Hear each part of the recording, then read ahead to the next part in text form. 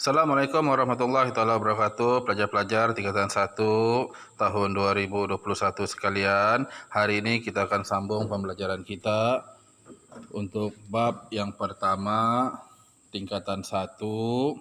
Pada video yang sebelumnya kita sudah belajar arah mata angin, yaitu mengenal pasti 8 arah mata angin. Yang kedua, menggunakan matahari sebagai panduan untuk menentukan arah mata angin. Yang ketiga, menggunakan kompas untuk menentukan arah. Okey, pada video pengajaran cikgu pada kali ini, kita akan mengukur bearing sudutan pada peta dengan menggunakan jangka sudut. Okey, anak-anak sekalian, sebelum kita meneruskan pembelajaran kita, seperti biasa, sediakan buku dan alat tulis yang bersesuaian untuk membuat nota-nota dan latihan yang akan diberikan selepas ini. Untuk anak-anak sekalian, sediakan juga jangka sudut sebab pembelajaran pada kali ini memerlukan kamu memiliki jangka sudut ataupun pembaris separuh bulatan. Okey, untuk aktiviti pembelajaran bersama Cikgu MHK pada kali ini, kita akan merungkai subtopik mengukur bearing sudutan pada peta dengan menggunakan jangka sudut di bab yang pertama, iaitu bab arah mata angin dan bearing sudutan. Mari sama-sama kita lihat intipati pengajaran pada hari ini. Okey, kita teruskan perkara ataupun subtopik 1.4 bearing sudutan. Selain menggunakan arah mata angin, selain menggunakan matahari, selain menggunakan kompas, arah sesuatu tempat juga dapat ditentukan menggunakan bearing. Okey, apa itu bearing? Bearing ialah arah sesuatu objek atau tempat dari satu titik rujukan. Okey, perhatikan perkataan titik rujukan. Sebab ini memerlukan kamu peka. Sebab jika salah menentukan titik rujukan, maka kamu akan menjawab soalan dengan salah. Okey. Unit yang digunakan ialah darjah. Seperti sebelah tu.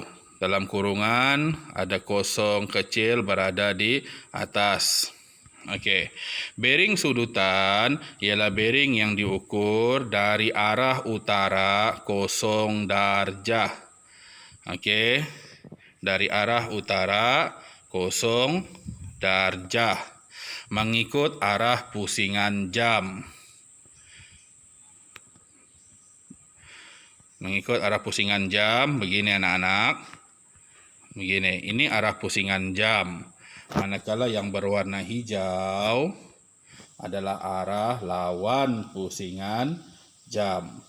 Jadi, cara yang betul mengukur bearing sudutan mengikut arah pusingan jam adalah yang berwarna merah. Manakala yang berwarna hijau ini adalah kaedah yang salah.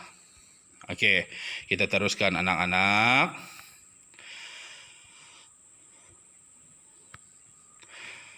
Okey, rajah 1.4 jangka sudut ataupun protektor. Bearing sudutan dapat ditentukan dengan menggunakan jangka sudut. Cikgu sudah maklumkan sehari sebelum cikgu membuat video ini kepada kamu untuk menyediakan protektor ataupun jangka sudut. Jadi pada hari ini, pada video ini, pada masa kamu melihat video ini, cikgu andaikan kamu sudah memiliki jangka sudut ini. Okey, dalam rajah ini ditunjukkan kepada kamu cara menggunakan ataupun meletakkan jangka sudut dengan betul. Perhatikan yang cikgu bulatkan ini. Ini adalah pusat jangka sudut yang macam huruf D tersebut. Itu adalah pusat jangka sudut. Dan pusat jangka sudut itu perlu berada di titik persilangan arah mata angin. Okey, di mana pula titik persilangan arah mata angin? Titik persilangan arah mata angin berada di sini. Itu yang di tengah-tengah itu. Jadi pusat jangka sudut perlu berada tepat di titik persilangan arah mata angin. Okey, anak-anak sekalian, pada rajah 1/5 itu adalah contoh ukuran bearing sudutan. Perhatikan, bearing sudutannya adalah tempat yang ingin dicari adalah titik A.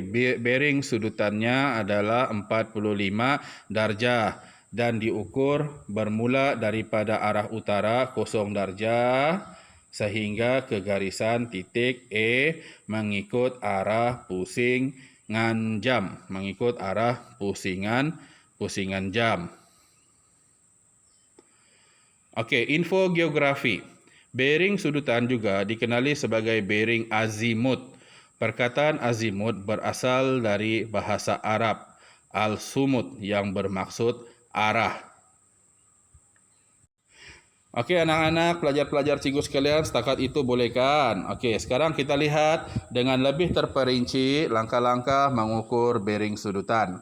Ini secara terperinci langkah demi langkah. Kamu kena perhatikan langkah demi langkah ini supaya kamu dapat mengukur bearing sudutan dengan tepat.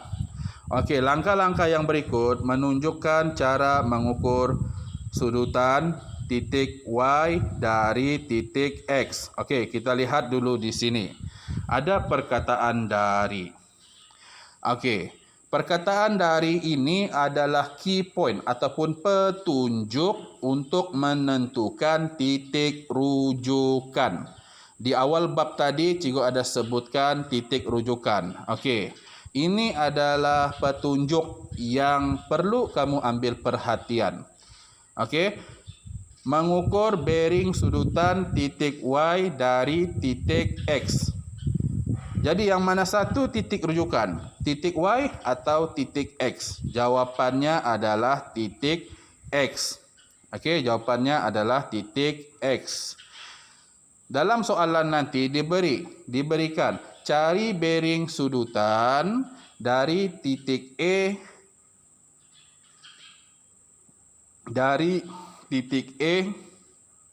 Okey, maafkan cikgu. Cari bearing sudutan titik Y dari titik X. Macam soalan ini. Jadi titik X adalah titik rujukan. Faham? Ataupun soalan lain, ukur bearing sudutan titik A dari titik X. Titik A dari titik X.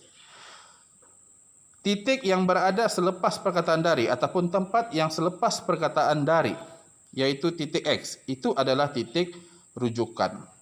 Manakala titik Y itu adalah tempat yang ingin kita cari bearing sudutannya. Begitu anak-anak.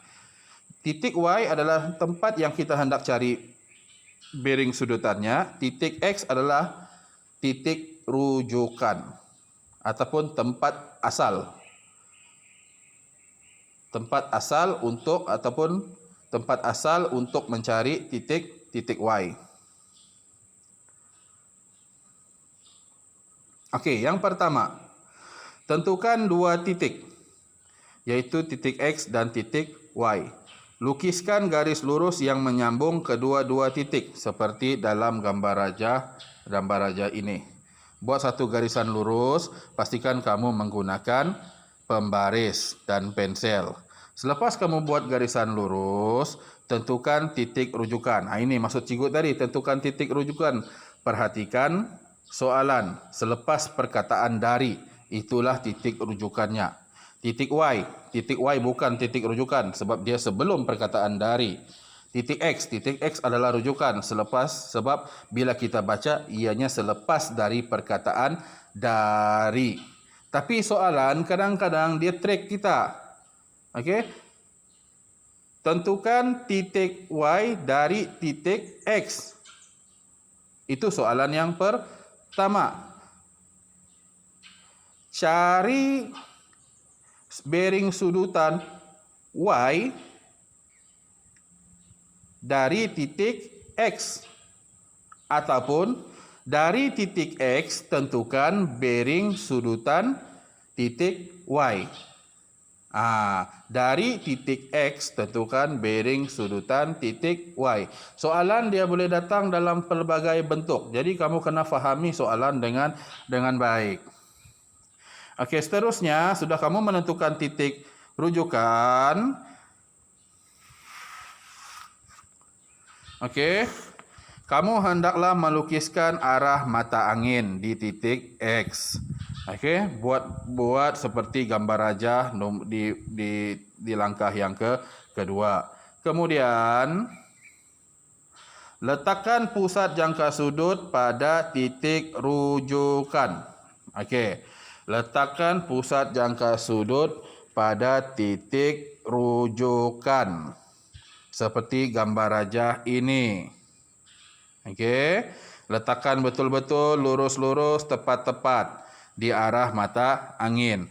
Kemudian ukur bearing sudutan dari arah utara 0 darjah sehingga ke garisan XY.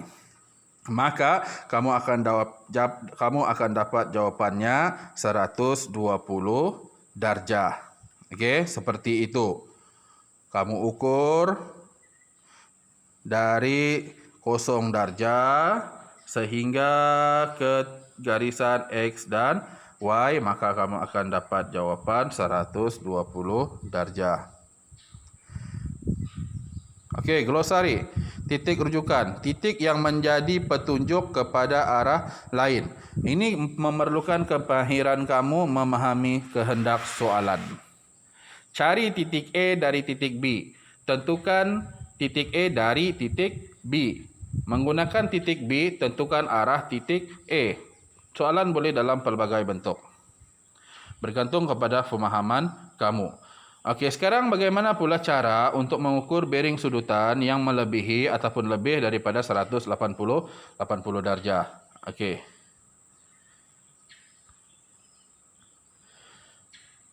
Okey, cara dia. Yang pertama, lukiskan garisan lurus yang menyambungkan titik PQ. Okey, ini. Lukiskan satu garisan lurus.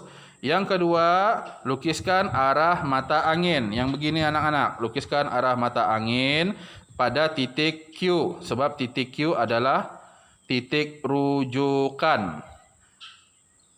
Okey, titik Q adalah titik rujukan. Okey, yang ketiga, ukur sudut dari arah selatan ke titik P. Ukurannya ialah 120 darjah. Arah selatan sekarang. Dari sini ke titik P. Kenapa pula tiba-tiba dari arah selatan, cikgu? Sebab ini adalah cara untuk mengukur bearing yang melebihi 180 darjah. Okey, kita akan campurkan bearing sudutan dari 0. Kita akan campurkan bearing sudutan dari 0 hingga 180 darjah. Ini nilai dia 180 darjah. Sebab satu penuh jangka sudut ini nilainya adalah 180 darjah. Tidak perlu diukur lagi, nilainya adalah tetap. Sebab itu kenapa diukur dari arah selatan.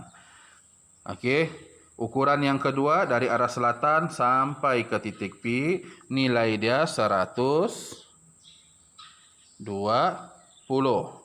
Maka kita akan campurkan. Kamu akan dapat berapa?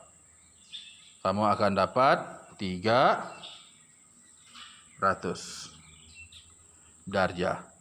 Begitu anak-anak untuk menentukan soalan ataupun untuk menentukan bearing sudutan yang lebih daripada 180 darjah.